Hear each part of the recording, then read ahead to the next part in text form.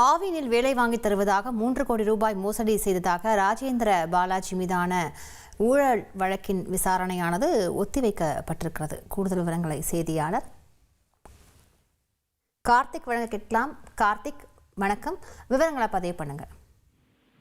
வணக்கம். அதாவது ஆவின் உட்பட அரசு துறைகளை வேலை வாங்கி தருவதாக கூறி 3 கோடி ரூபாய் மோசடி செய்த வழக்குல இன்று ஸ்ரீவில்லிபுத்தூர் ஊழல் தடுப்பு நீதிமன்றத்தில் ஆஜரான முன்னாள் அமைச்சர் ராஜேந்திர பாலாஜி இந்த விசாரணையானது ஆகஸ்ட் 11ஆம் தேதிக்கு ஒத்திவைக்கப்பட்டுள்ளது. விருதுநகர் மாவட்டம் சாத்தூர் அருகே அதிமுக நிர்வாகி ரவிச்சந்திரன் என்பவர் தனது உறவினருக்கு ஆவின்ல வேலை வாங்கி தருவதாக 30 லட்சம் பணம் பெற்று ஏமாற்றியதாக அளித்த புகாரின் பேரில் விருதுநகர் குற்றப்பிரிவு போலீசார் கடந்த 2021ஆம் ஆண்டு நவம்பர் மாதத்தில் அதிமுக நிர்வாகி விஜய் நல்லதம்பி, முன்னாள் அமைச்சர் KT ராஜேந்திர பாலாஜி, அதிமுக நிர்வாகி மாரியப்பன் ஆகியோர் மீது மோசடி உட்பட 3 பிரிவின் கீழே வழக்கு பதிவு செய்தனர். அதே நாள்ல அதிமுக நிர்வாகி விஜய் நல்லதம்பி சத்துணவு, கூட்டுறவு, ஆவின், ஊராட்சி செயலாளர் உள்ளிட்ட வேலைக்கு பலரிடம் பணம் பெற்று ராஜேந்திர பாலாஜியிடம் ரூபாய் 3 கோடி ரூபாய் கொடுத்ததாக அளித்த புகாரின் பேரில் முன்னாள் அமைச்சர் ராஜேந்திர பாலாஜி, அவரது உறவினர் பாபுராஜ், பலராமன், முத்துப்பாண்டி ஆகிய 4 பேர் மீது மோசடி உட்பட 4 பிரிவில் குற்றப்பிரிவு போலீசார் வழக்கு பதிவு செஞ்சாங்க.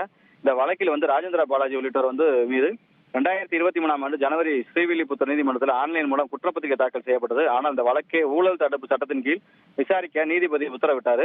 ராஜேந்திர பாலாஜி உள்ளிட்ட மீது ஊழல் தடுப்பு சட்டத்தின் கீழே வழக்கு பதிவு செய்யப்பட்டு விசாரணை நடத்திய குற்றப்பிரிவு போலீசார் கடந்த ஏப்ரல் 15ஆம் தேதி ஆன்லைன் மூலம் குற்றப்பத்திரிகை தாக்கலானது ஸ்ரீவில்லிபுத்தூர் மாவட்ட நீதிமன்றத்தில் தாக்கல் செஞ்சாங்க.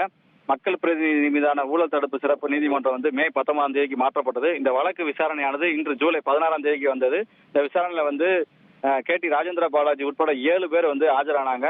இந்த ஸ்ரீவில்லிபுத்தூர் ஊழல் தடுப்பு நீதிமன்ற நீதிபதி ஜெயக்குமார் விசாரணை செஞ்சாங்க. விசாரணையானது அடுத்த மாதம் ஆகஸ்ட் 13ஆம் தேதி இந்த விசாரணையானது ஒத்தி வைக்கிட்டு இருக்காங்க.